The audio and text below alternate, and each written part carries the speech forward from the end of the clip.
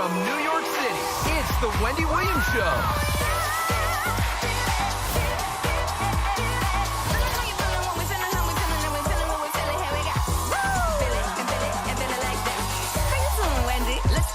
Now, here's Wendy!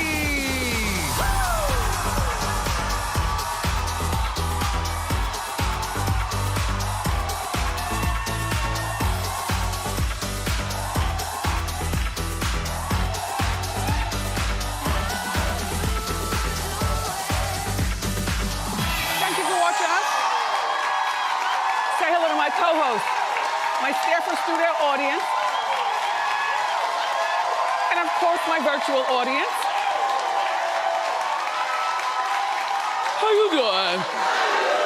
I'll let you know tomorrow. Let's get started. It's time for Hot Topics.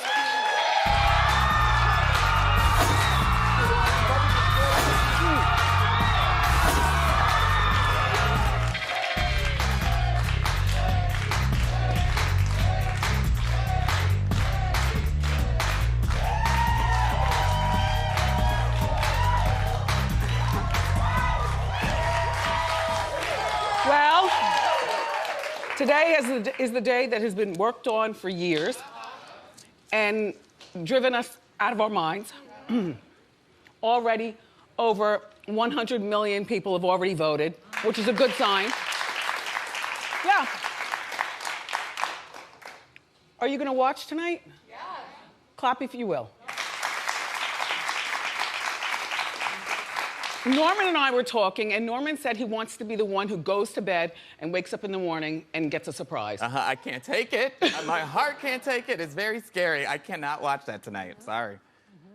I need a mental health night. So. Okay. Well, I'm gonna watch.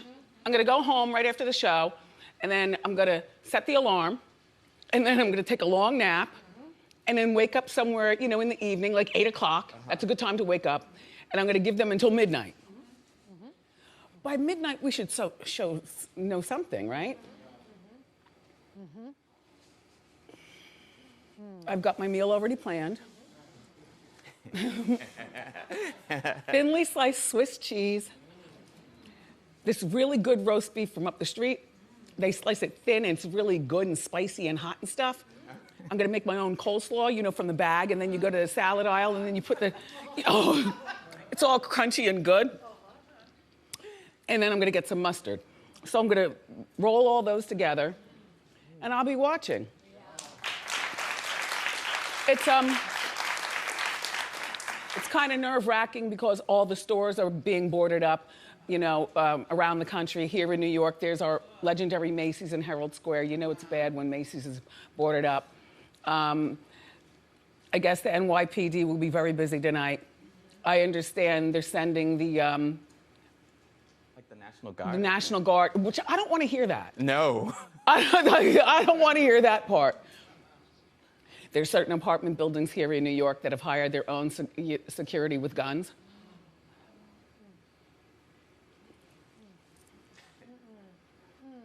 There's a wall around the White House. Imagine that. Well, there's a wall around the White House. It's terrible. It is terrible. But I think that people need to stay calm. Like,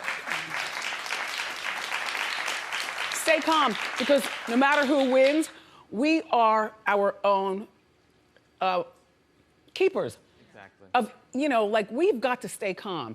And all that robbing and looting and stealing and gunplay out in the streets, you know, please stay calm. Don't get violent. That's not the answer.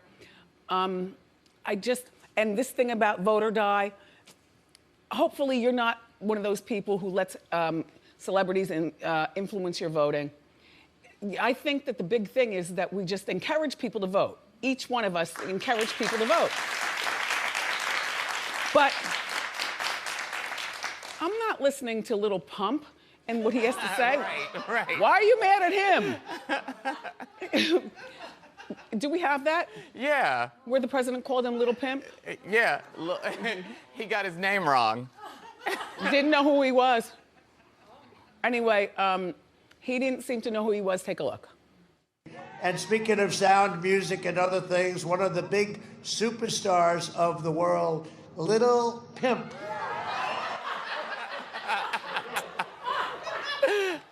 Now, you know. And then he came on stage and he had all the Trump gear on and everything. And people seem to not like him because it appears that he's endorsing Trump. Well, who cares who he endorses? Are you listening to Little Pump? I mean, I like him. Yeah. He's got music, but Are you really listening to Lil Wayne? Right. No.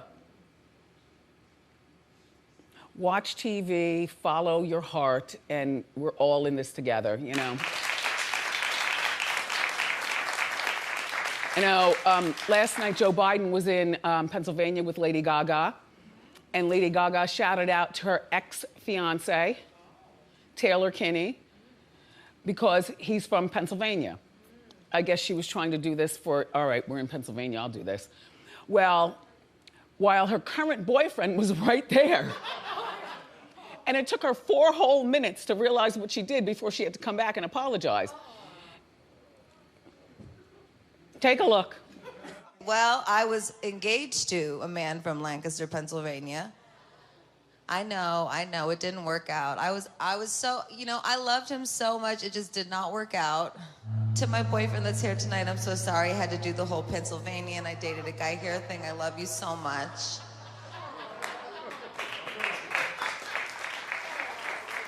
I mean, all you had to do was play the piano and sing. You know, I don't know about you, I'm not listening to who Lady Gaga is voting for either. I've got my own mind.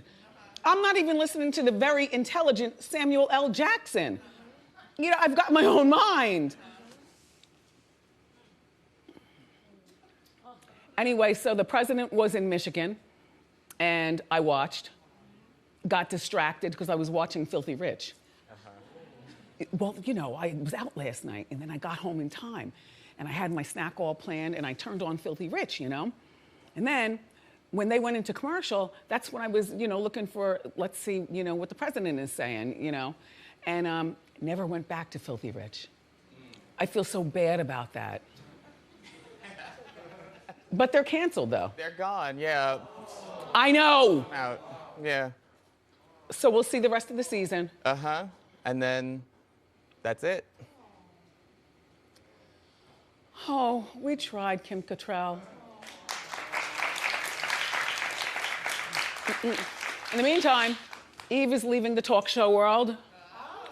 Well, she wants to focus on expanding her family with her husband, Maximilian. I think this is a perfect time for her because, first of all, she's trapped, quarantined over in London. You know, she was doing the virtual, which people don't realize, it's difficult. It seems easy, you know, you're sitting there, but it's an everyday grind. She doesn't need this. She's been with that man for 10 years, married for 6 years. He's a race car mogul. She's got no kids biological herself, but he has 4. She's the stepmom to his 4 kids. And now at 41, she would like to explore being a mother herself.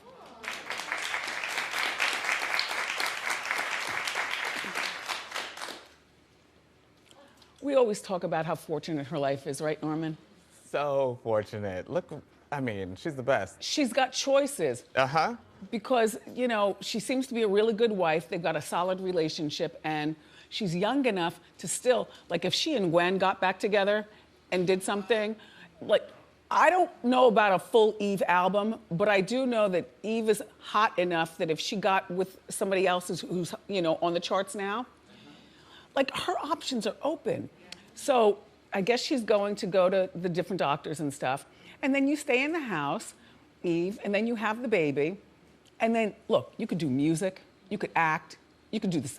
I missed the Eve sitcom. How about that? That was a good show. That was a good show. Okay?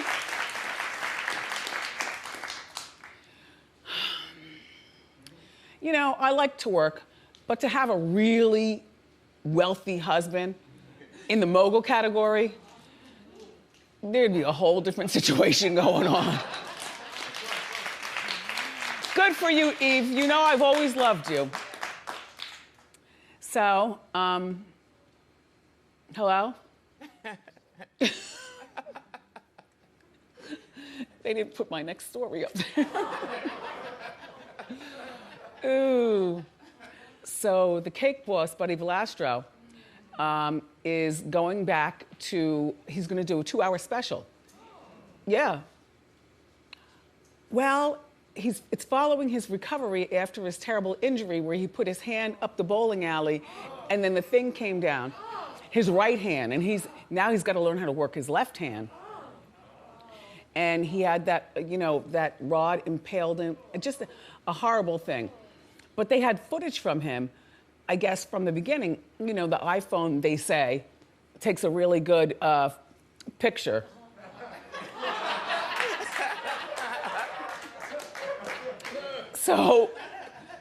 But they have this special footage immediately captured right after the accident.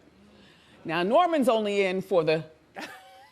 For the gore. I just want to see, I don't want to see him bake cakes. I don't want to see any of that. I want to see blood and impaled hands and gore. Here's my thing about Buddy. First of all, it comes on December 23rd, so it's right in time for Christmas. He's got the cutest family. No, his family is really cute. Like his youngest is like 10 and his oldest is 17. So the kids are all still in the house, and Buddy is really talented, but the kids are 9, 13, 16, and 17.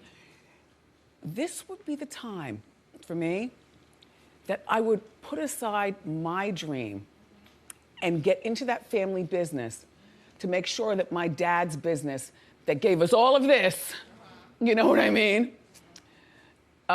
Make sure that my dad's business was good. Now, you know that 17, all these kids, they know something.